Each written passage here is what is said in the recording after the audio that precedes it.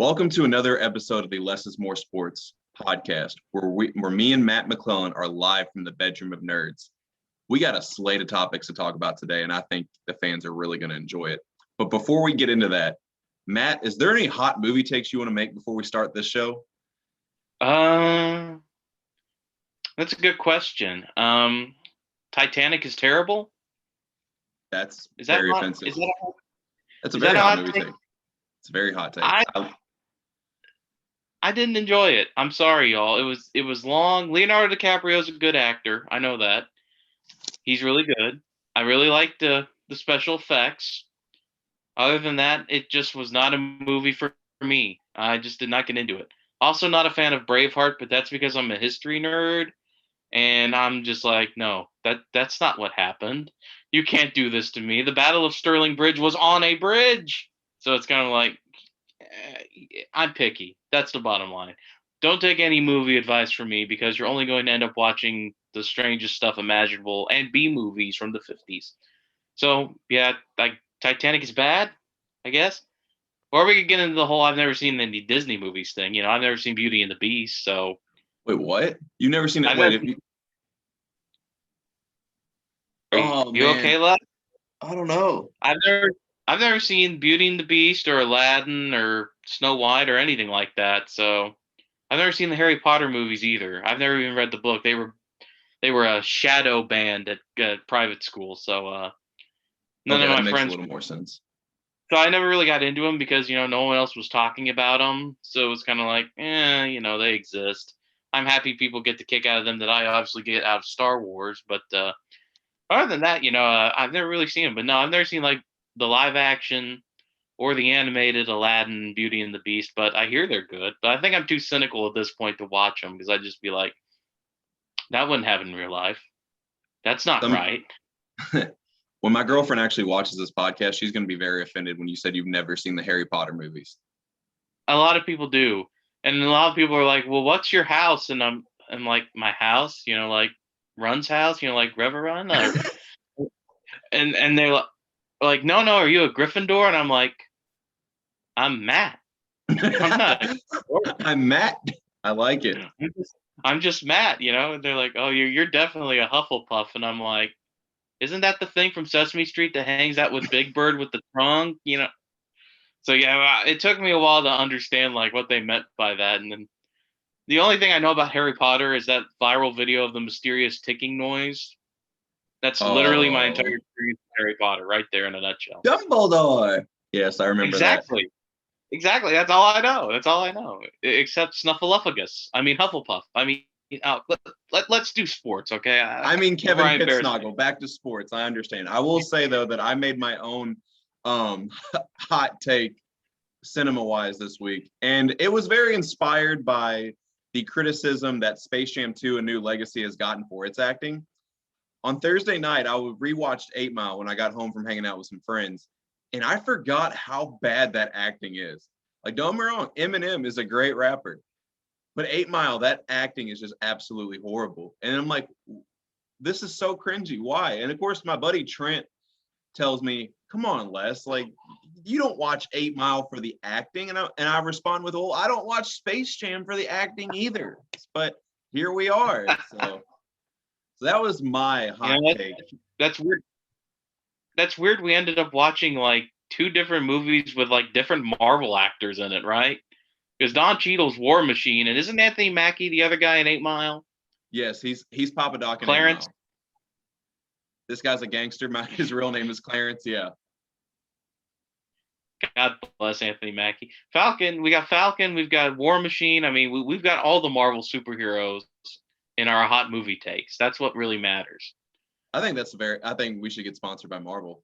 So Marvel, if you want to sponsor us, give us a free pass to Disneyland, I guess. That'd be nice, I wouldn't turn it down. I would ride the Tower of Terror. One of the greatest memes ever made is when it has Anthony Mackie getting roasted by Eminem in 8 Mile and says, when you lose a rap battle, so you decide to save the world. You're left with no other option than to join forces with Captain America to reclaim your broken honor, I guess. And now become the new Captain America. But I don't want to spoil anything. True. Falcon and Winter Soldier wasn't. We're gonna end up talking about sport, or we're gonna end up talking about superheroes more than sports. That's another podcast. We are the bedroom of nerds. We could probably start our own podcast about just nerd stuff nerd, and nerd. nerd culture. Yes, nerds and sports all in the same place. I did Gotta like love it. Falcon and Winter Soldier. I'll say our following is becoming really branched out with the topics today. We're gonna get everybody. We're gonna get movie nerds. We're gonna get sports nerds. We're gonna get people who want to roast me for not seeing any Disney movies. It's gonna be great. Our comment section is gonna be non-toxic, right? Right? You know, I'd like to think that sports bring people together. So now this is us contributing to that, bringing movie nerds and sports fans together. Exactly. And speaking about bringing people together, the Bucks won the NBA Finals. Yes. Which leads us to our first topic.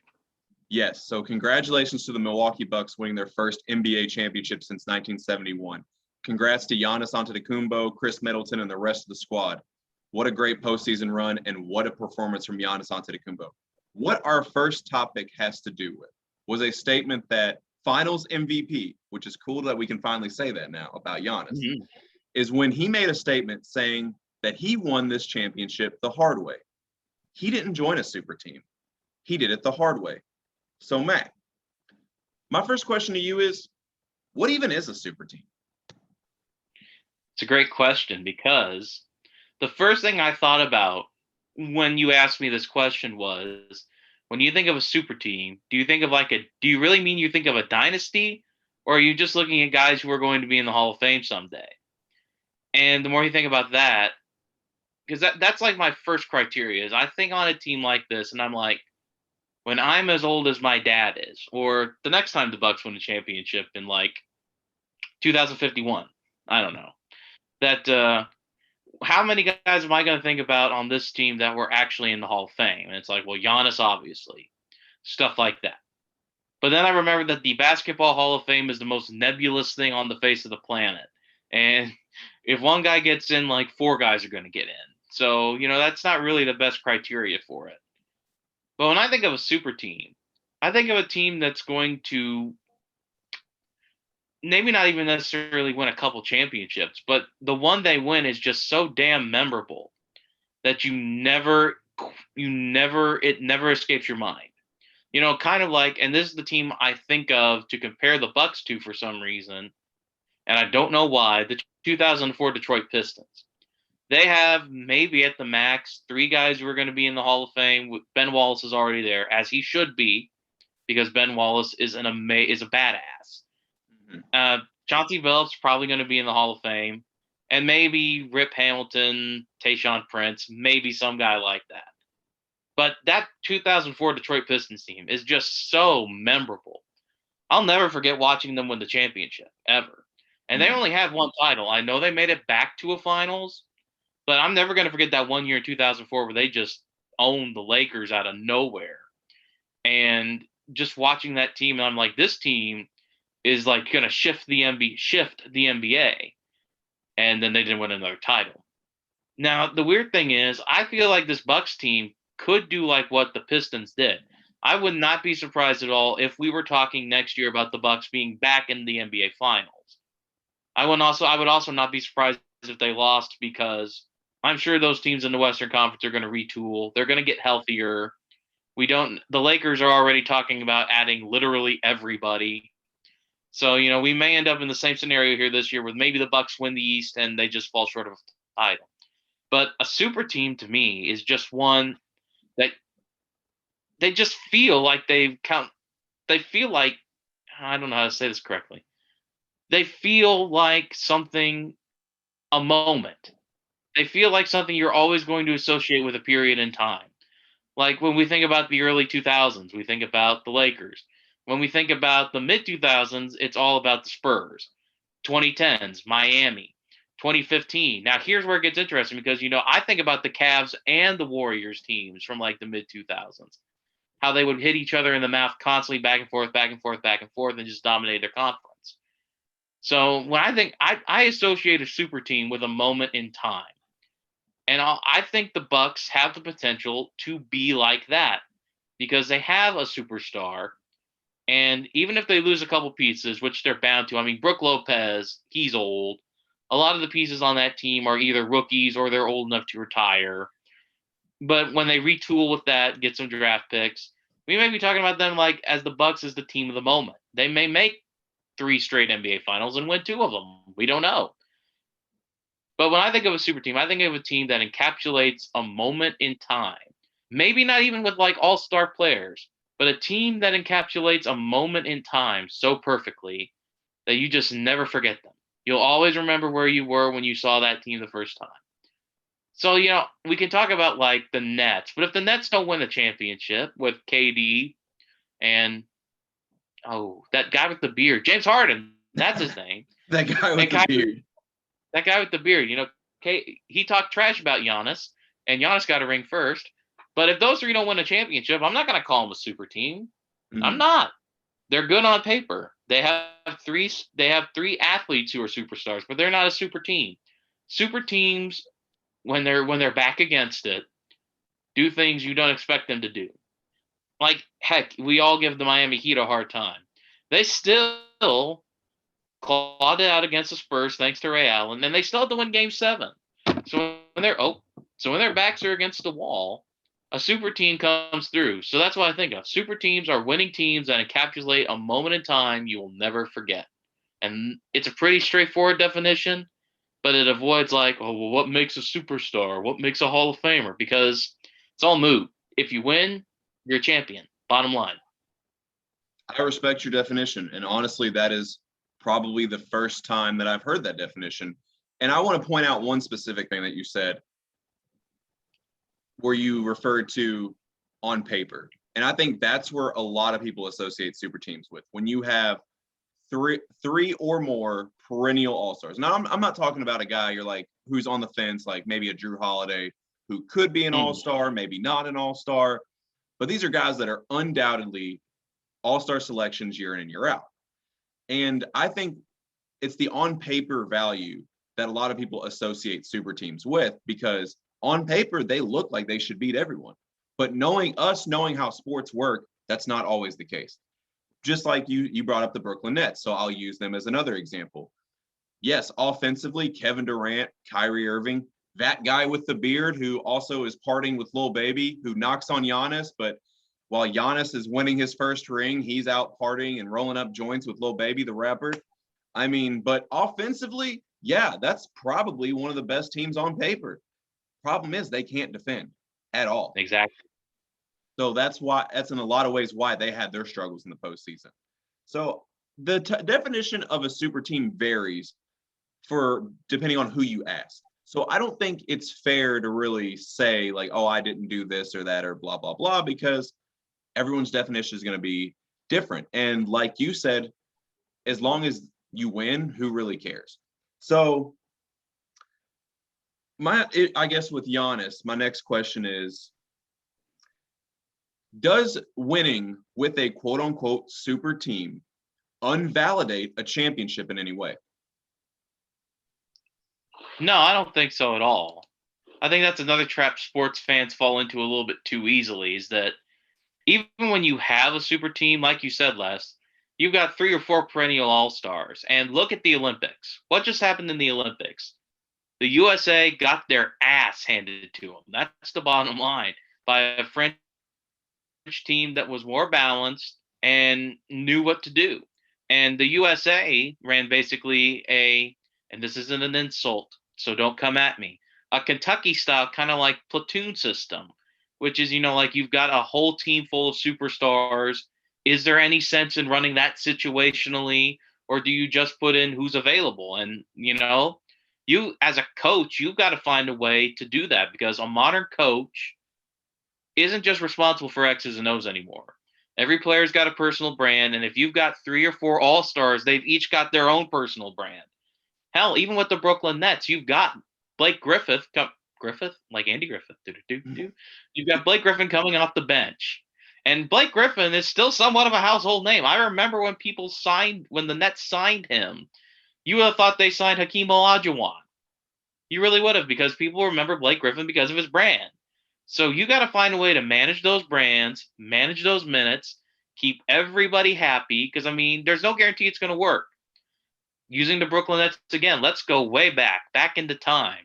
Remember 2013 I was when the just about to bring Brooklyn that Nets team up. when the Brooklyn Nets were going to stop the Miami Heat with young Brook Lopez, Kevin Garnett, Paul Pierce, Deron Williams, and I remember there were some other names on this. Joe Johnson, ISO Joe, Big Three MVP. Mm-hmm. And remember, they were gonna stop them. They were gonna advance, and they didn't. Or the Eagles. Remember the Philadelphia Eagles when Vince Young goes Dream Team, and that I don't think they made the playoffs that year. Mm-hmm. There's no guarantee it's gonna work. So no, just because you have a super team that wins a championship doesn't, with no all-stars or so, doesn't mean that winning one with them makes it any cheaper. Because you've still got to find a way to avoid injury. You've still got to find a way to keep everyone happy. Because that's the one thing I remember everyone said about the current Brooklyn Nets when they signed Kyrie. Oh, he's volatile. He blew up Cleveland. He's going to blow them up too, because of his attitude. And it's like, well, depends on how you look at it. So no, I don't think it is at all.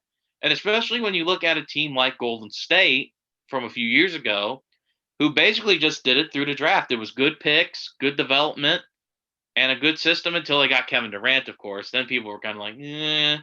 But even the pre-KD titles, it was just good drafting, good choice of personnel, and bringing them up in the system. That's how it was. I don't think that winning with us, that having a couple of all-stars knocks down your title at all. People will think it's easier because you have a few. I mean, if the Padres win the World Series this year, they just acquired an all-star starting second baseman to sit on the bench.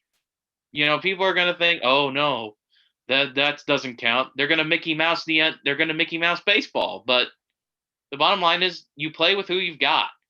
If your front office goes out and gets 3 MVPs or develops 3 MVPs, 3 all-stars and develops 3 all-stars, doesn't matter. The bottom line is you've got to win. Winning is hard. Especially in this day and age, winning is hard because you've got injuries, you've got to manage you got to manage ego, you've got to manage brands, you've got to manage a lot to even have a cohesive unit. Nevertheless, compete for a championship. So no, I don't think it's necessary. I can get people's argument for that because, when you have the best, it seems easier to win. But I don't really think it affects anything at all. You've got to manage so much. You've got to micromanage so much. It doesn't matter if you have 3 all-stars or 1. You just got to win. That's the bottom line. And winning is hard. Period. Absolutely. And based on what you just said, it brings me to another statement that I constantly hear about super teams and the difference between why one is considered a super team, why another isn't considered a super team, is because some teams that should be considered super teams aren't because they quote unquote built through the draft, while other teams are because they acquired through free agency. And here's my issue with that. As we talk about the front office a lot on this show, isn't that your front office's job to acquire the best team or make the best fit? So to me, when you have a really good team and you bring in a Kevin Durant or a James Harden or a Giannis, or I'm just naming players now, but if you're acquiring a good team, that tells me the front office is just doing their job. Yeah, exactly. It means you've got a hell of a GM. That's all it means. I mean, look at the teams who are constantly stuck in mediocrity, like the Lions. Not even mediocrity. The Lions are sometimes just bad. I mean, the Bears and their managing of the quarterback position. Teams like even my beloved Indiana Pacers, who just make a lot of middling moves. It's, if you have a good front office, that'll make up for most of creating a team. I mean, you just play with who you've got. I mean, drafting Antetokounmpo was a pretty bold move, I recall. There were a lot of people who weren't happy with that. And then trading for Chris Middleton, I always forget he wasn't a career Milwaukee Buck. I forget that year he was on the Detroit Pistons because the front office recognized that talent and traded for it to be perfect for their system. And look at Chris Middleton now. He's a champion, bottom line. And still one of the most underrated scorers in the game. Exactly. But that's the front office. That's the front office. And honestly, to me, though, we talk about so much about players on the court, but it's a lot of what goes on behind the scenes that even makes more of an impact. I look at some of the historic franchises like the Pittsburgh Steelers or even the New England Patriots to a certain extent, or any team that is run by Jerry West, it seems like. But you look at them, and sometimes you don't always have the most talent, but they know how to assemble the right team to complement their best players and get the most out of each guy. And that in itself means more than just signing big names, because it, like what you said, it looks good on paper, but on paper does not translate on the field or on the court. No. So I think that is the biggest misconception that I believe we fall into as sports fans. So I don't think, again, the front office is given enough credit for the job they do behind the scenes. I would agree with that, because And there's in a lot of ways that's fair, because we don't see it. It's not, we see what goes on the court. We see what goes on the field. So it's easy to say, oh, well, they had Kevin Durant, or they had Steph Curry, or they had Klay Thompson, or, oh, they had LeBron, Dwayne Wade, Chris Bosh. But that behind the scenes is really where it's at. And I will also argue this, though. A lot of people, and this is one conversation that is near and dear to my heart, because he is still the current coach of the Miami Heat. But in a lot of ways, people weren't sold on Eric Spoelstra early in his career because, well, yeah, he went to 4 straight titles, but he went with LeBron. He went with Dwayne Wade and Chris Bosh. Well, they went to 4 straight finals, won 2 of them. And Miami's still pretty consistent ever since they all left. So I think he's done a pretty good job. They are pretty consistent. My favorite theory about Eric Spoelstra from that period of time was that, like, Pat Riley was actually coaching the team through a walkie-talkie. Like that episode of SpongeBob where, like, Patrick helps SpongeBob cheat on the driver's test with, like, like, I can just imagine, like, under his toupee, Eric Spoelstra's got, like, got, like, a walkie-talkie he just pulls out, and Pat Riley's like, all right, floor it, from, like, the stands as he's, like, trying to sign Ray Allen. I'm like, yeah, that doesn't even make any logistical sense, people. You've got to, and to be a coach in a situation like that, especially, I mean, can you imagine, like, well, that was, like, his first major gig, right? Mm-hmm. His head coaching. He worked his way up within the organization. He started out as the video coordinator, then worked his way up into the head coach of the Heat. So talk about somebody that was really homegrown in talent. But still, your first major gig is, here's LeBron James promising 9 championships. Here's Dwayne Wade. Here's Chris Bosh. Here's Ray Allen. Here's Shane Battier, because I know, Duke. Got to throw that in there. Now go coach it to a championship and make sure that, like, these guys all still like each other when it's over. That's not easy. That's not easy. And let's not. I got one more thing. And let's not act like the Miami Heat just beat nobody to, like, win the championships. They still had to go against another example of good drafting in the Oklahoma City Thunder. You still had Russell Westbrook, Kevin Durant, and the guy with the beard, and Serge Ibaka. You still had the Spurs. And I mean, the one year they lost to Dallas, I mean, that was just pure fate. I mean, Dallas was like the team of destiny that year, and everyone loved them. In fact, that's kind of like that's another team I was thinking about when, like, Milwaukee won last week with big men who were just out there playing their hearts out. So let's not act like Miami just, like, oh, they swept everybody. They still have to play teams with multiple Hall of Famers, good coaches, and championship pedigree, who built through the draft kind of like they did. I mean, and they still had to start Mario Chalmers at point guard.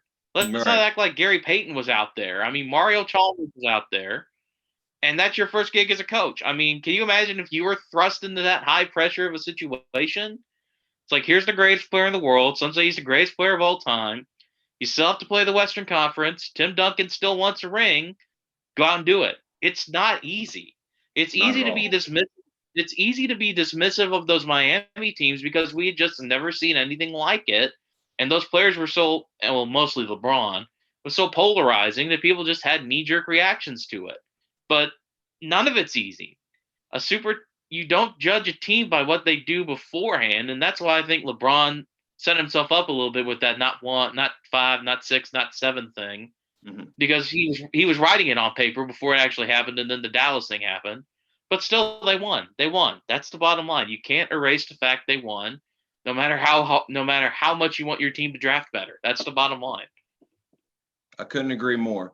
And this is where I've grown as a sports analyst, podcast host. When John Calipari first got to Kentucky and he was getting John Wall, DeMarcus Cousins, Eric Bledsoe in his first recruiting class, and I'm thinking, as most fans believe now, is, oh, you're getting the best players. It should be easy to win titles left and right. Then this is where it grew on me. It's when Duke started doing it. And then I realized how uneasy that actually is. Because even as talented as the Zions or the Jason Tatums or the RJ Barretts that we've had, these are still 18, 19-year-old kids that you're trying to put it all together in less than a year. So no, like you said, nothing is easy. As much as talent is nice, that talent still has to play as a unit. That talent still has to play. Exactly. They still have to get along, and everything else that we don't see behind closed doors. All's got to be right. It's a lot of factors that we don't even see that go into a championship. And that's where, I guess, to end this point is where we disagree with Giannis. Joining a super team or whatever, or building through the draft and just building a nice team, it's all championships at the end of the day. Your job as a player is to play the best for your team and win as much as you can. And the job of the front office is to assemble the best team available to win a championship. So it's all winning. Winning cures all. And end point. It's all gravy if you get that ring, man. All gravy. Absolutely. But enough about the winners of the NBA Finals. Now we got to talk about the losers of the NBA Finals, and specifically the one that led them there, and that's Chris Paul. And we're switching to another topic where a narrative that I saw before Game 6, before the Milwaukee Bucks clinched their NBA title, and a graph that I saw, or a statistic rather, that at the time, Chris Paul, heading into Game 6, was 0-12 in postseason games officiated by Scott Foster. Why was that noteworthy? Because who was officiating Game 6 of the NBA Finals? Scott Foster. So it's safe to say now that Chris Paul has fallen to 0-13 in NBA playoff games officiated by Scott Foster. So with this narrative being said, Matt, how much do you think referees impact each game?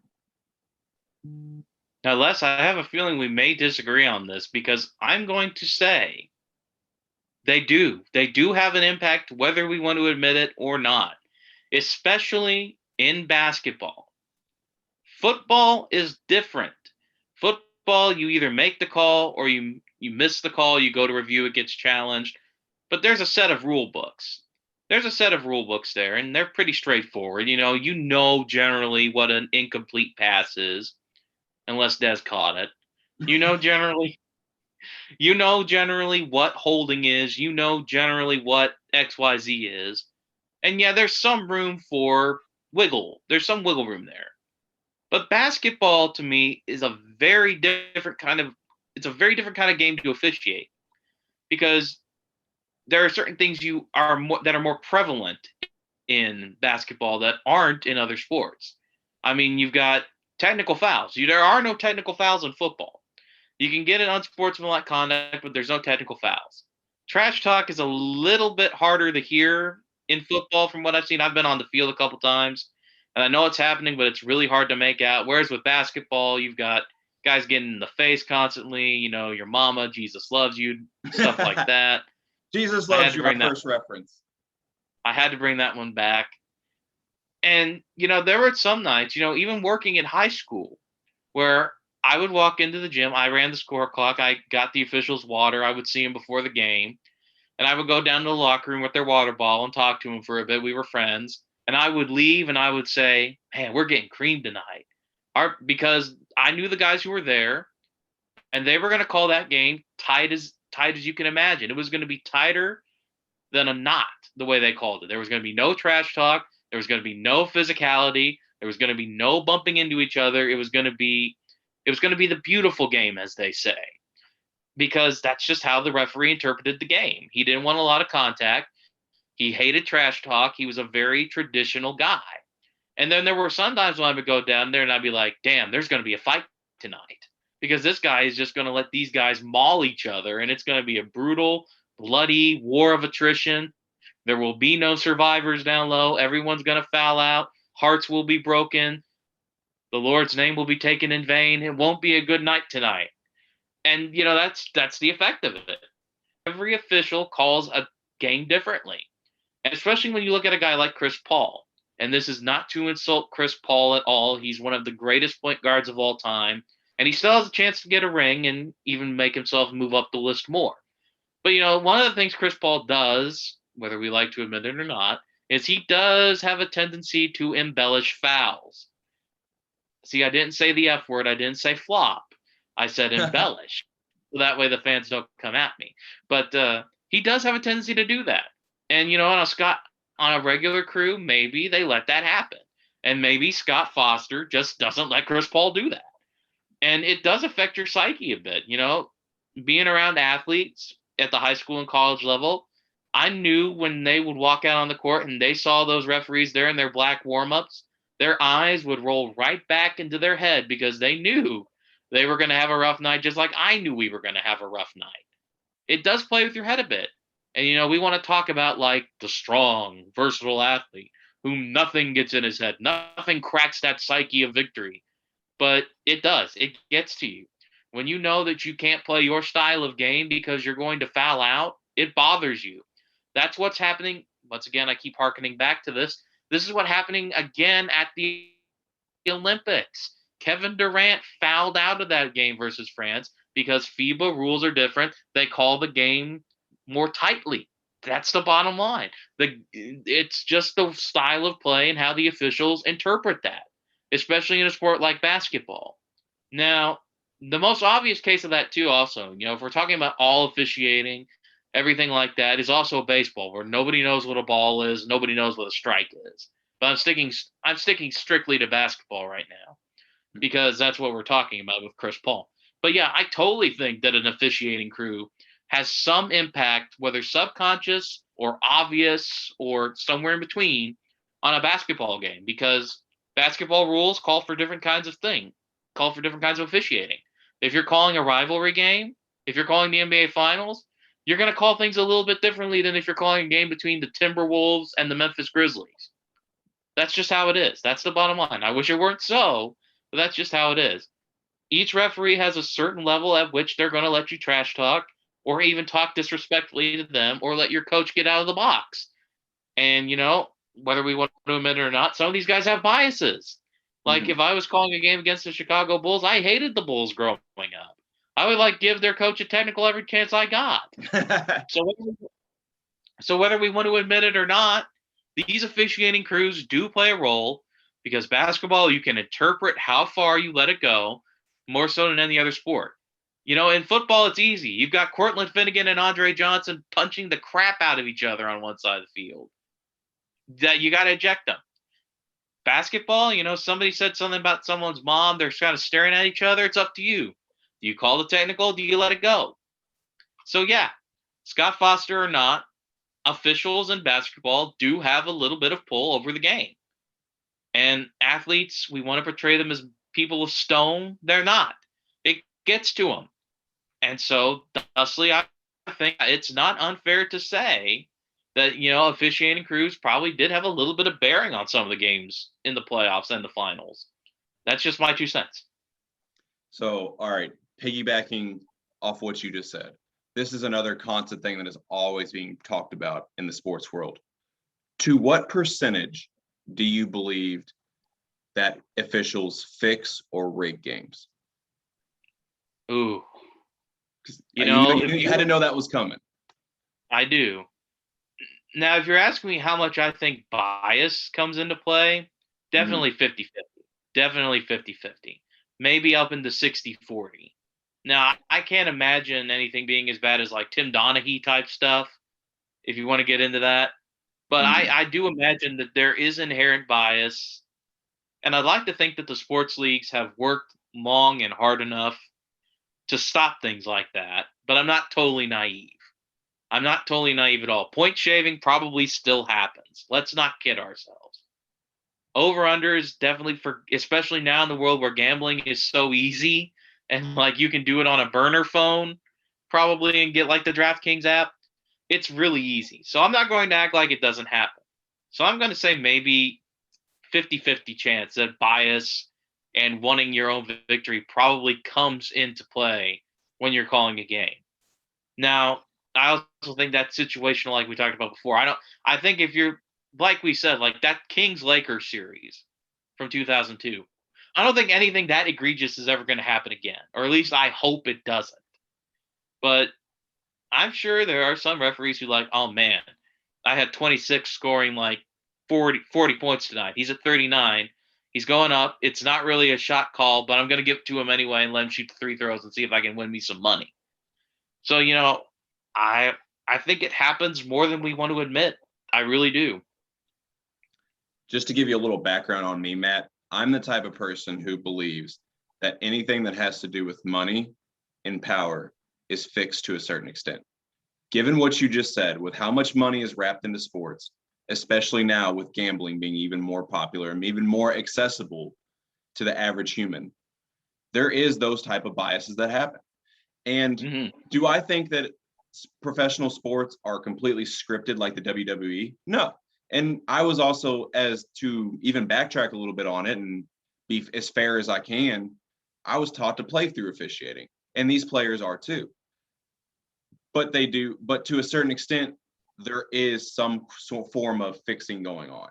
If, like you said, if 26 has 39 and you need him to get 40 and then you win $100, yeah, you might be a little easier to call a foul so he gets that free throw shot to get his 40 points.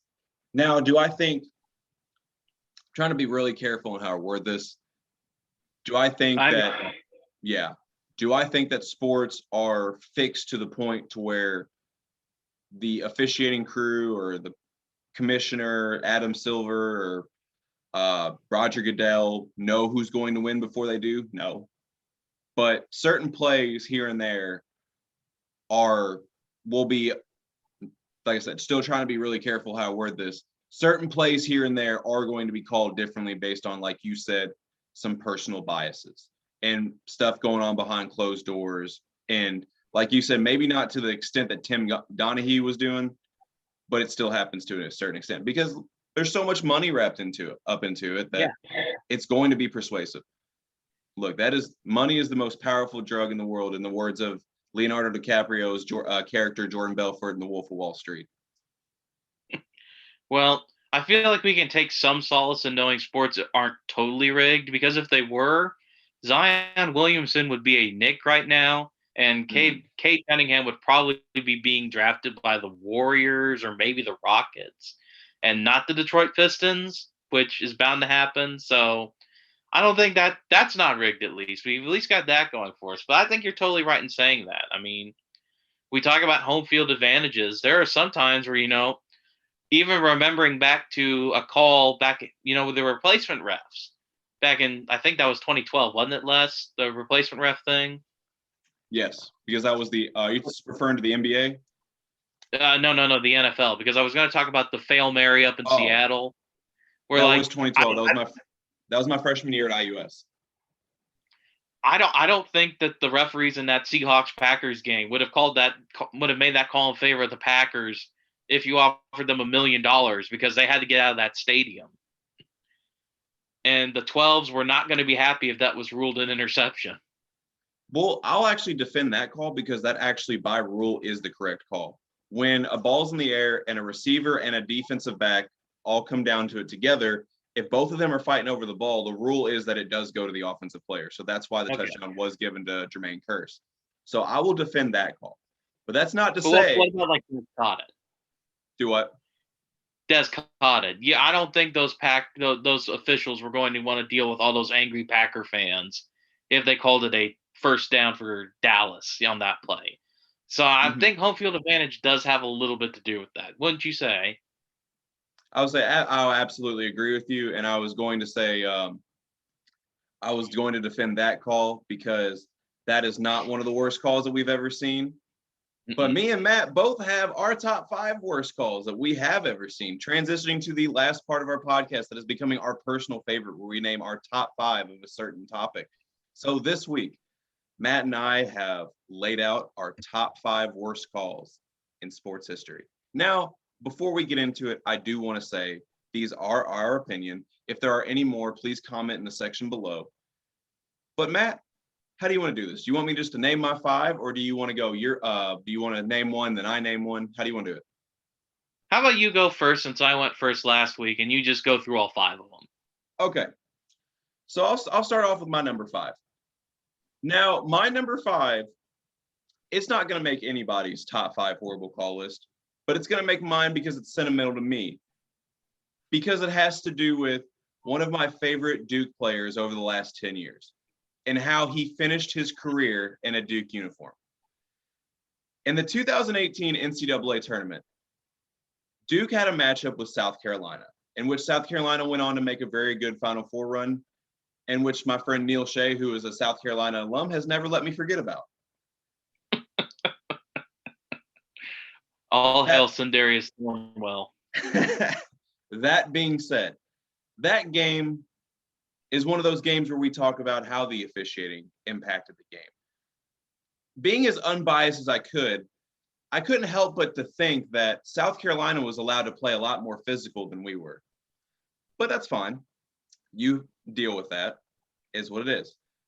South Carolina, at the end of the day, South Carolina outplayed us. There's no denying that. But the call specifically, and I remember talking to one of my friends about it, and how he agrees with me, because there was another game in that same NCAA tournament that got all the attention, and that was Kentucky versus North Carolina, the Luke May shot. And how Kentucky fans freaked out about, I can't even remember the guy's name. But anyways, I remember he had his own roofing business, and Kentucky fans would call his roofing business and make these crazy claims that he's hitting on their 13-year-old daughter, just all kinds of weird stuff. But my friend and I, I'm going back to my number 5, my friend even agreed with me that the Duke-South Carolina game was worse officiated because 3 of our 5 starters all fouled out of that game. But the call specifically that I'm referring to is how Luke Kennard fouled out. Obviously, being down double digits, you gotta crank out the full court press. So I can't remember the point guard's name. It wasn't Sindarius Thornwell, but Grayson Allen and Luke Kennard trap him in the corner. And the guy's, he's trying to create space for himself, so he kind of leans back and then just wham, headbutts Luke Kennard in the face. Luke Kennard's in legal guarding position, straight up, just hands up, everything like that. Gets headbutted in the face. 5th foul on Luke Kennard. That is how he ended his Duke career. So that call specifically is sentimental to me because that is how one of my favorite players in a Duke uniform over the last 10 years ended his Duke career. By being headbutted in the face and being called for his 5th foul. I can get that. I can understand that. If my team was in that position and that happened, I would totally be upset with that. And plus, you're playing for the Final Four too, right? It was the round of 32, so. Oh, really? Wow. That feels like it was so long ago. But the point stands. The point stands. If your guys are getting beat up like that and it's been a physical game all game, that's the breaking point for you as a fan. Just watching and be like, how is that when this isn't? So I totally understand that. Sentimental calls are just that. They affect your heart in ways you'd never anticipated. So yeah, I totally see that. So yeah. So 5th one is, like I said, my number 5 is not going to make anybody else's unless it's a Duke fan. But there's even a YouTube video on it where the guy is breaking down the call and he's like, what the hell was this? He's like, I don't know. And then he talks about, and all you can see is Luke Kennard just looking at the ref like, what did I do? And then the guy's like, the guy's voiceover of Luke Kennard saying that, and he goes, I don't blame him. Like, what did he do? He was guarding him, and he got headbutted in the face. So I think there's not much he really could have done. So anyways, moving on to my number 4. And for those who know me, no, I am not the biggest fan of soccer. I know I play a co-ed club team for Mockingbird. I love watching the World Cup because of the intensity and the pride playing for your country. And I love going to Lou City games here in Louisville. All that's fun to me. But as far as being a real soccer fan, you get outside of Messi, Ronaldo, and maybe a handful of others. I can't really hold a conversation soccer that long like I can basketball, football, and baseball. And now this next player on this list, to put in perspective how little I know about the history of soccer and historically great players, I didn't know who this guy was until I heard a French Montana song.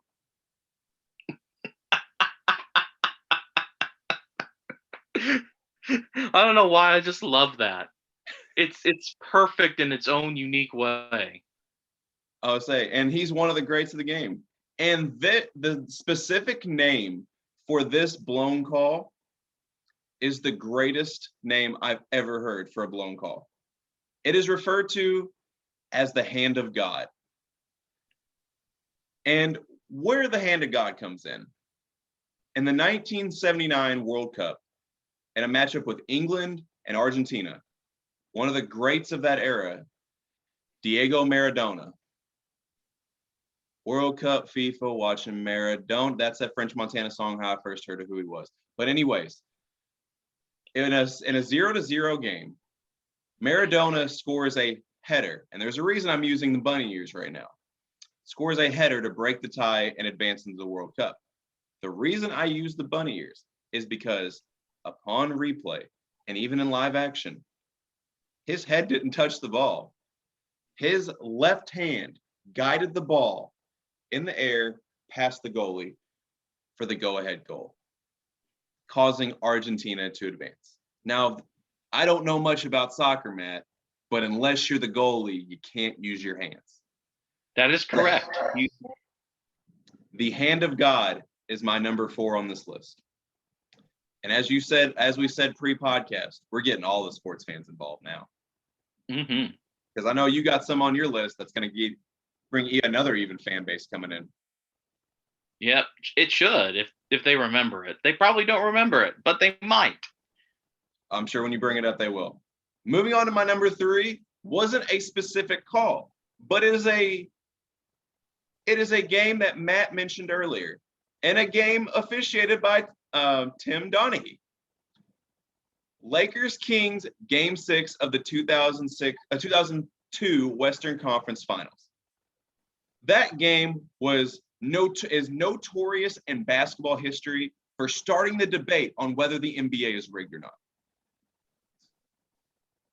I know several Sacramento Kings fans that will just tell you that the foul calls on Vlade Divac and Scott Pollard were just absolutely criminal. And if that doesn't tell you the whole story, Shaq and Kobe alone shot more free throws than the entire Kings team. Yeesh. And why this was important? The Kings had a 3-2 lead. Because of that atrociously called game, the Lakers tied the series and would go on to win Game 7. Why that is relevant and how that started the whole NBA is rigged scenario is because a year earlier, NBA commissioner at the time, David Stern, made a very interesting comment about who his perfect NBA Finals matchup would be. He says, and I quote, "The perfect NBA Finals would be the Lakers versus the Lakers." Cue speculation, cue the conspiracy theorists. So game 6 of the 2002 Western Conference Finals has made my number 3 on that list. That's a solid choice because that whole series, it's just infamous. And then Game 7 didn't get any better. Now, granted, the Kings did have a chance to win, but Big Shot Rob. That's why he's got 7 rings, baby. That's why he's got 7 rings. He took care of business in some of those games. But and I wonder how we would review this series if that book that Tim Donaghy wrote never came out and we just went on pure speculation. But when that book came out and those allegations came out, I remember people talking about it like, oh, yeah, it happened. It's official. The NBA is forever tainted now. And it was just like, if that book doesn't exist and we're running on pure speculation, I wonder how we interpret it differently. I'd still believe that there's going to be a lot of people, even majority of NBA fans will still say something was wrong with that game, because if you go back and watch it, yeah, it was atrociously called. I mean, I'm not a Lakers or a Kings fan, but I go back and watch that game and I'm still angry for Kings fans just watching that. And now, like you said, when the book came out, that's when it was like, okay, it's official now. But there are still going to be games on with books that haven't come out yet and official statements that haven't been made, that people are still going to maybe even if it is speculation, they're still going to believe in their heart, hey, something was going on here. Moving on to my number 2. And why this one is so important is because this call, in my opinion, might have changed the landscape of the NFL as we know it. In the 2001 AFC divisional round, in a matchup between the New England Patriots and the Oakland Raiders. I kept wanting to say Vegas Raiders, but they were the Oakland Raiders back then. John Gruden's not. Well, no, he was the coach. He was the coach. Yes, and that was the day that NFL fans from around the world all learned what a rule was: the tuck rule. In the closing seconds of that game, with the Raiders had a lead, Tom Brady is sacked by Charles Woodson. He fumbles the ball. I'm just going to call it what it is, Matt. I'm not going to say, let's be specific here. No, he fumbled the ball, Matt. It was a fumble. It was a forward motion. But then all of a sudden, the NFL reviews it. The officiating crew reviews it and decides to pull out a rule that no one even knew existed, the tuck rule, in which the forward motion comes from when he tucks the ball in and counting as a forward pass. And it's why that call, and when I talk about why that call is so substantial and may have changed the landscape of the NFL as we know it. Say that call is called correctly, and it is called a fumble. Does Tom Brady go on to have the career he does? And that is the question that I ask. Maybe, maybe not, but we'll never know. Nope. So that is why the tuck rule is my number 2 on this list. I respect that because, like you said, it's the great what if.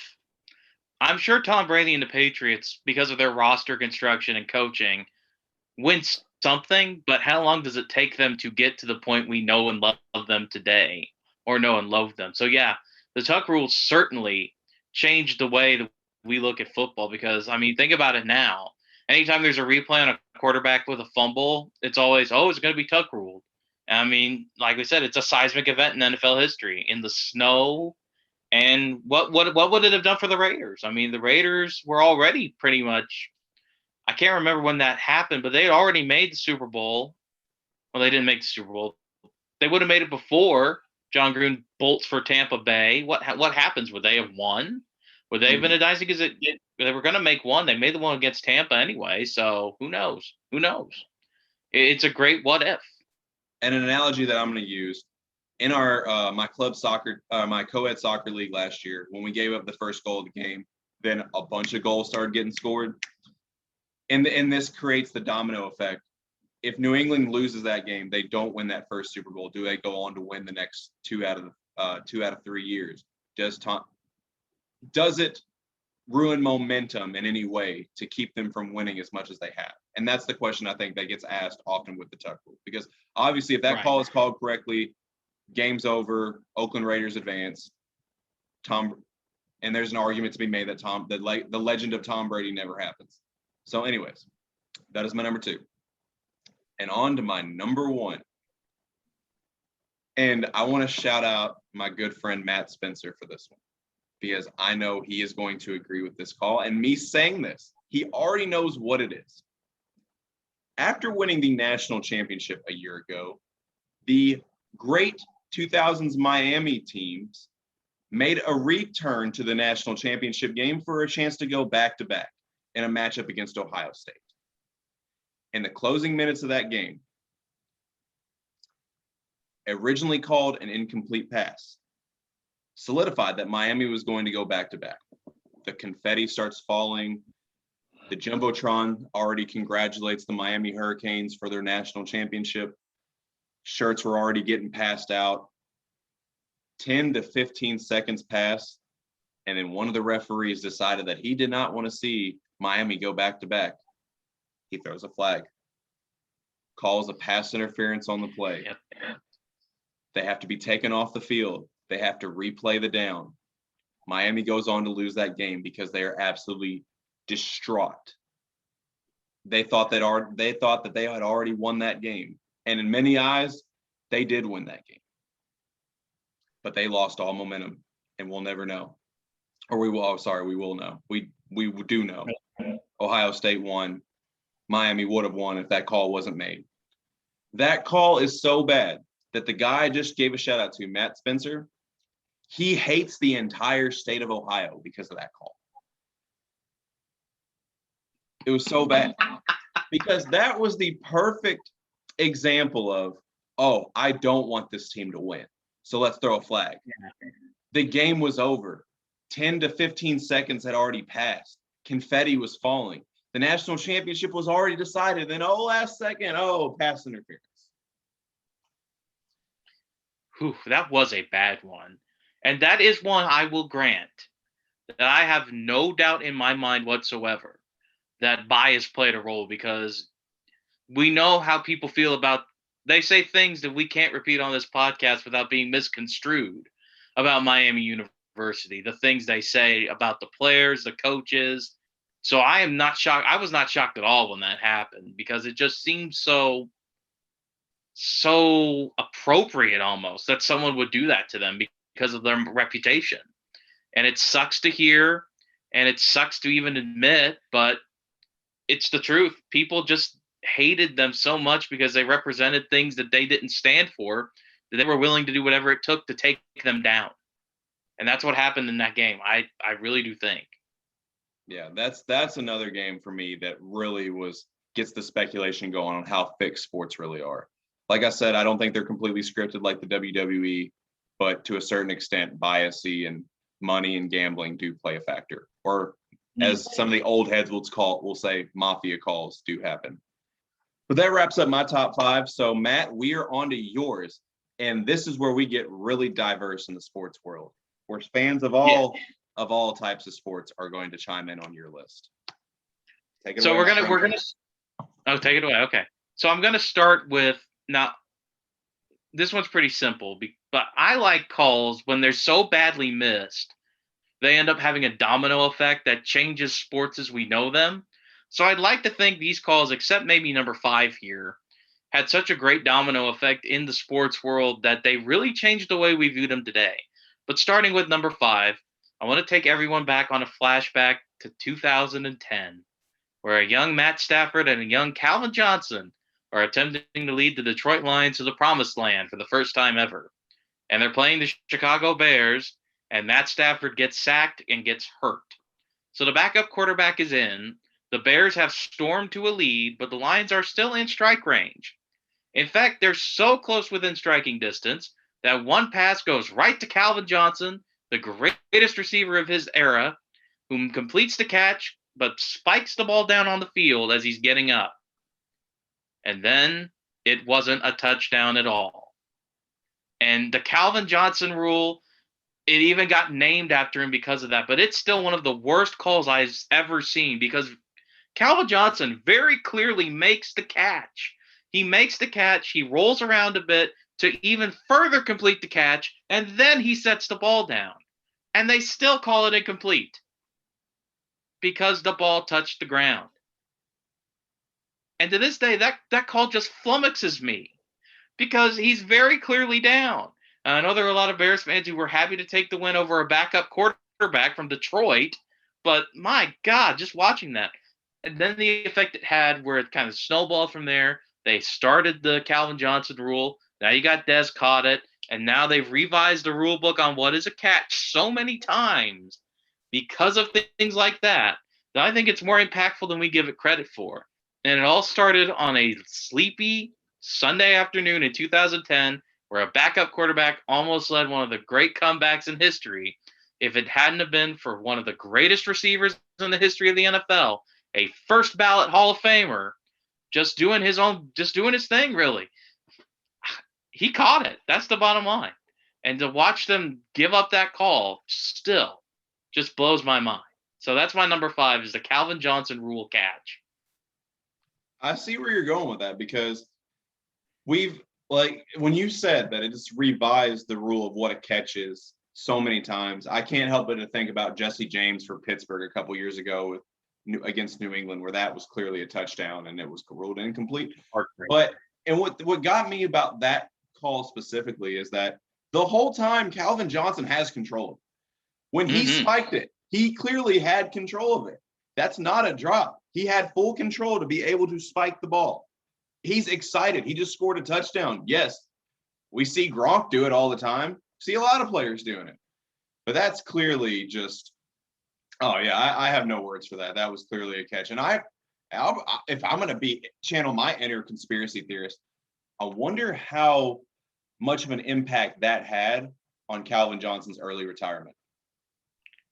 I would not be surprised, because if that happened to me, I would just be so convinced the game was rigged, I would just walk out of the arena.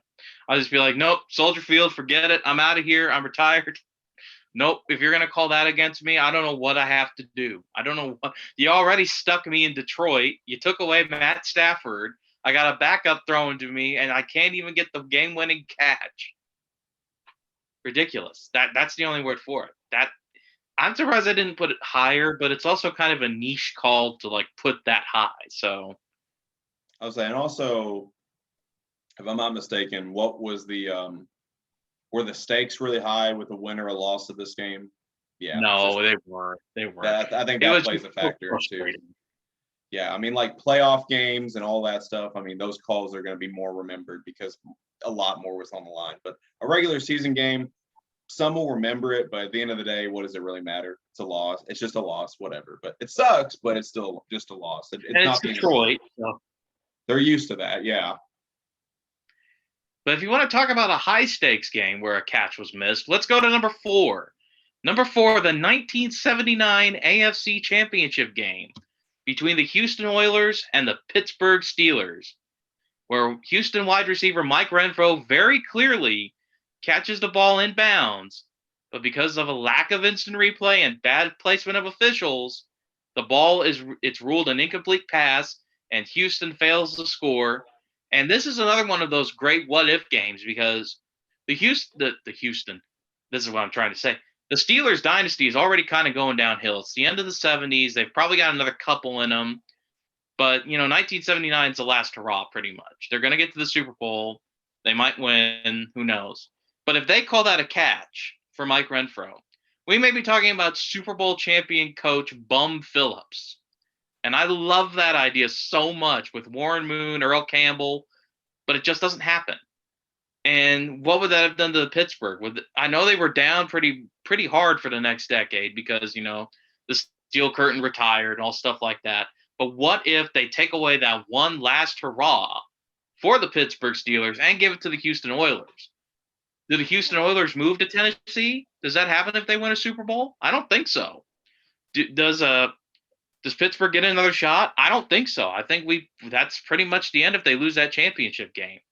And what's more, it created more of a need to put instant replay in the National Football League because of the spot in which it happened and how egregious it was in the eyes of many, that it led to what we've been talking about over and over again, questions about the integrity of the sport. So that one catch in a game that really ended up being more of a blowout than we like to admit, I think is one of the great what-ifs in NFL history and one of the great turning points, because not only does it extend the Pittsburgh Steelers dynasty for a year, it also creates more of what we have in the modern NFL today, which is very cutting edge, very much focused on getting the call right. And to me, I just wonder what happens on that snowy Pittsburgh afternoon in 1979 if they have replay and they call that a catch. And Houston, they could either take the. Do we have the Tennessee Titans and the Houston Texans? Do we have replay? I mean, what would have happened if that goes downhill? So that's why that's my number 4 pick, because of the way it set a certain element of what we become so accustomed to in sports into motion. I have a couple of things to say about that one. First, 1979 is either getting a lot of love or hate depending on your depiction, depending on your perspective on our bad calls list between the hand of God and, of course, this unruled catch and bounce.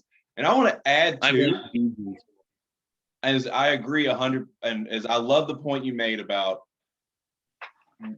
if Houston wins this game, do we even have the Titans organization in Tennessee? Do we have the Texans in Houston now? And this, I want to just, it's not as important as what you just said, but I also want to add, say Warren Moon goes on to win a championship. How do we look at his career? Because to me, he was one of the greats that we don't talk about. Wait, I'm sorry. I think I may have put Warren Moon too early. I don't think he was on that team. I think I might have goofed on. I think I might have goofed on that one. I'm so used to thinking about them and Warren Moon that I just kind of goofed on that one. I think the quarterback might have been like Babe Pastorelli, but I'm not sure. Okay, yeah, 79. Yeah, that would have been before Warren Moon's time. Yeah. Yeah. I just got so passionate, I just had a goof. But yeah, you're totally right. That's a question with anybody winning a championship. Like, how do we view anybody on that team differently if they win a title instead of Pittsburgh again? Mm-hmm. So. All right, moving on. If you like another thing that had like a big impact in the future, my number 3 pick is a pretty infamous college football game that happened in Columbia, where we have the Colorado Buffaloes and the Missouri Tigers. And of course, we all know what happens. Colorado is at the goal line. They run a few plays that are unsuccessful. They run another play that's unsuccessful. So it's 4th down, right? Oh, no, it's not. They're going to get a 5th down in which they score. The officiating crew has no idea what's happened. They've just botched the call and given Colorado a free chance to score, and they do, and they win the ball game. Not only do they win that ball game, they avoid taking a loss the rest of the season thanks to another controversial call. This one's in the Orange Bowl, where they call a chip block on Rocket Ismail. I can't ever say his name correctly, and I apologize. But they call a chip block on that, and Colorado finishes the season undefeated. Now, they're 14-0-1. They did things differently back then. Now, the problem is there's another team in Georgia Tech who also has the exact same record. So thusly, they become co-champions because there's no way to determine who the champion is because they don't play each other in the regular season and they have the exact same record and basic strength of schedule. So people start thinking, how do we fix this? Which leads to the creation of something a few years later called the BCS, where we have the ability to go through and, put teams in a bowl game with similar records and see who the national championship would be. And then people get mad at the BCS. And we have the college football playoff. And then conferences become more and more important because there's only 4 teams in that playoff. And then you have Texas and Oklahoma joining the SEC this week. So that 5th down game, not only is it an egregious call, but I would argue that it was inadvertently is going to create one of the things that's going to kill the NCAA. Because if we don't have 2 teams with an exact same record that year, because Colorado takes the loss at Missouri, because they only get 4 downs, maybe it takes a little bit longer to institute the BCS. Maybe they figure the best team always rises to the top. They're always going to be like 11-0, and that's just how it is. And maybe the BCS is delayed a few years. Maybe we don't get the college football playoff as quickly as we think we do. But because that blown call, which is also egregious and horrible in its own right, happened, we get a co-national championship that satisfies no one and leads to the creation of one of the most controversial systems for choosing a champion in the history of sports. And that's why I put the 5th down game at number 3 on my list of the worst and most impactful blown calls of all time. I'm gonna add a couple things to that. One, it's not as big of a deal when Tom Brady forgets what down it is. But you see, this is a big deal when officials forget what down it is. So I want to throw that out there. I had to get my shade in there. Number 2, this is not the last we saw of the co-national champions. We saw this about 20 years ago. I think the last that I can remember was LSU and USC winning the co-national championship in college football. And that's when I think college football has had enough and inserted the BCS. But definitely the 5-down game absolutely played a part in that. And all you had to do officiating was remember what down it was.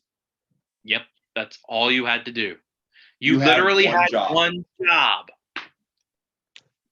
I like how we did that at the same time. We know. That's how I know we're good co-hosts on this. We're good hosts on the show because we're just in sync like that. Much like we want our championship teams to be. See what I did there? Well, that's number 2. In the spirit of what's going on right now on some NBC network somewhere, I'm going to take you all the way back to 1972 at the Olympics, where the Soviet Union is playing the United States team, which is made up of college amateurs. Keep in mind, because that's going to come impactful later, in the championship game. The Soviet team has played really well, and the U.S. team has staged a voracious comeback to grab the lead. This is the gold medal game. And so the Russian team has one, or the Soviet team, I'm sorry, has one last chance with their best athletes on the court to make a game-winning shot. And the first inbound does not go well at all. So generally, you only get one inbounding play. But because of strange coincidences, the Soviets get another, and they switch the inbounder. At this point, the ball does go in, or the ball does make it into the court of play, but the shot harmlessly bounces off the backboard, clanging the metal, and the USA team exuberantly celebrates. They've won the gold medal. They've come back. They've beaten a team full of professional basketball players to win the gold medal. Until FIBA, using some strange rule the president found on site, says that the Soviet national team gets a third shot at inbounding the ball. And this time, they switch inbounders again. It goes right to their best player, whose name is Sergei Belov. He is a FIBA and Basketball Hall of Famer. It's actually really fun if you can find highlights of him, like in the 70s, of course, but still had great hair. Splits 2 defenders, drives into the lane, makes a layup, and it changes. The Soviet national team, after their third inbound, which was granted to them by the president looking in the rule book, the president of FIBA, looking into the rule book, win the gold medal. And the U.S. team is completely incensed about this, that they sent these amateurs and they only won the silver medal because of a bad series of calls made by officials putting more time and granting multiple rebound options to the Soviet national team. So much so that to this day, the day I'm speaking, on July 2021, that U.S. national team has never accepted the silver medal because they feel like they were robbed so badly by those officials. Now, how does this prove to be impactful? Now, obviously, there were a few more Olympics in between, but the Soviets and the United States, they took turns boycotting the Olympics in the mid-'80s. And somewhere in between there, the United States finally gets it approved, starting with what happened in 72 to their college players, that they realize that they need to start applying and protesting for the big guys to get in there, which sets into motion the ball, which leads to 1992. You can have professionals in there from the United States, and the dream team is born. So thanks to that 72, 3 inbounds for the Soviet National Ball Club, and a gold medal that seems stolen in the eyes of the national team, somehow leads up to the dream team being established. And much like that, our dream team is now established with Bean joining the set. Yes. Hello, Bean. You're just in time for number 1. That's right. You ready, buddy? And number 1, I think, is the one. Is he ready? I'm ready. He better not blow this.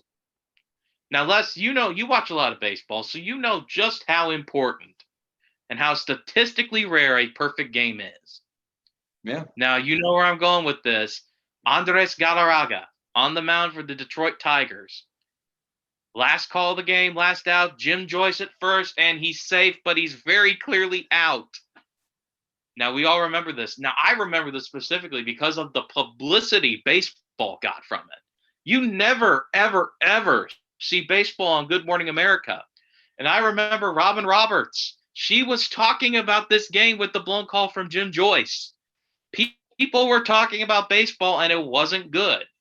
But it became a huge positive from one of the most egregious blown call I've ever seen.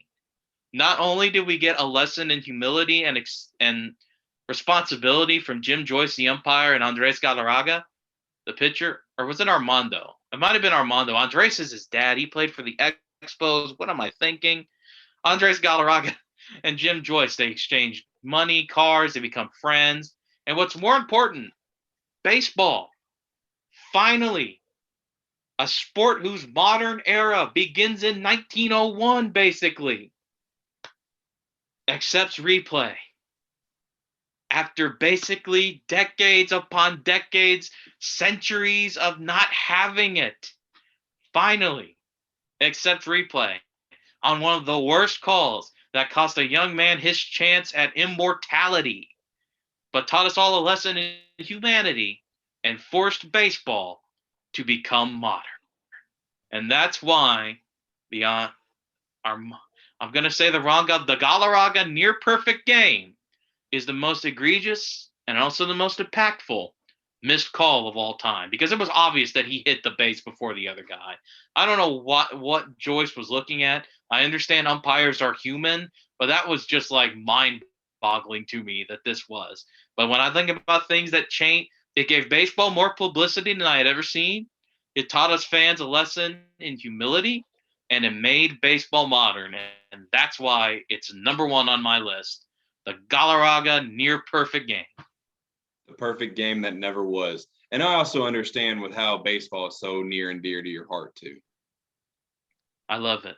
I was so happy when they finally instituted it. I just wish they could go back and give the guy what he earned. But that's not baseball. That's not baseball. No, baseball. As much as I love baseball, there's so much I hate about it as well. But that's a topic for another day. I'm sure something you hate is that even though we lost the series, my Cardinals did beat your Reds last night. I could not believe they came back, so I wasn't so mad about it. But I was like, I thought for sure when the Cardinals went up like 6-3, it was over, and then it just kept getting bigger. And I'm like, I just don't want them to lose by like 10 runs. And then it ended up being like 10-6, and I was like, that's fine. I can handle that. Because now it's time to play the Cubs, and they're sellers. So let's beat the Cubs, Reds. Come on. Y'all can beat the Cubs. You all can strengthen our third place lead right now over the Cubs and widen our gap for us. That's fine. But anyways, our teams are treading water. Yes, they're treading water. They really are. And but I am as a Cardinal fan, I am glad to see that Nolan is starting to get into his groove finally. I mean, yeah, he's been no wrong. He's got decent numbers, but I think he's really starting to bring the consistency. Goldie's starting to get it going as well. And of course, our unsung hero at the plate, Harrison Bader, is hitting really well right now. I just want us to pick up a reliever on the deadline, and I'll be a happy guy. Because I think if they can get a decent reliever instead of the guys they got, it would be a pretty big move because they have a terrible bullpen. So, or an up and down bullpen, maybe not terrible, inconsistent. And to get a guy like Craig Kimbrell or Andrew Chafin from the Cubs would be a huge win. So that's on my wish list because the bats are pretty good. So I'll say, speaking of pitchers, we acquired TJ Zeuch a couple days ago, so from the Blue Jays. So I'm all right with it. Blue Jays, I don't know what to make of the Blue Jays. They're fun to watch. That's all that matters. And we hope this was fun to watch. And they have one of my favorite young players in baseball, Vladdy Jr. We all love Vlad Guerrero Jr. I loved his dad. His dad is one of my top 5 favorite players of all time. Of course, obviously, we all know who my number 1 favorite player is of all time, Prince Albert himself, the Machine. Kind of goes without saying. Cardinals fans. Damn right. Cardinal fan. I thought you were going to say Derek Jeter. Yes, because I am such a big Yankees fan. I guess I forgot about that. I know you love I clearly forgot about Derek Jeter, I guess. But anyways, Matt, all I got to ask is one question. How many players in baseball have hit for 300, 30 home runs, and 100 RBIs for 10 consecutive seasons? Not Albert Pujols. Ah, I turned your joke on around on you. No, it is Albert Pujols. I know. He's the It's only just one weird in to think MLB about. history to do that. It's just weird to think about how he's kind of like been a non-factor since he left St. Louis. It really is. You know, I've honestly been one to argue that, yes, he's obviously not the factor he was in St. Louis, but I've been one to argue he's been a lot better than people think. I've been one to It's argue just the that. Angels are terrible. Well, he's with the Dodgers now. I know, but he's like, what, 50 years old? So we'll see. Will 58-year-old Albert Pujols make the Dodgers into a super team? Tune in next week to find out. Well, with as we've learned from Miguel Tejada, we may not know how old Albert Pujols is. No? Oh, boy, Miguel Tejada. I really liked him, and he turned out to be, well, quite a story in the wrong way. Oof. I'll never forget reading that one. Insert the that Family Guy clip. He's a phony. Exactly. That's exactly it. He's a phony. How dare you say you're 34 when you're 36? 2 years makes a lot of difference. 2 Oh, years makes a lot of difference. Especially when you're getting drafted. Yes, that's true. Oh, man. I think it's time to wrap this thing up before we end up talking about Prince Fielder. So, or just like we start going historically, just baseball that we remember growing up.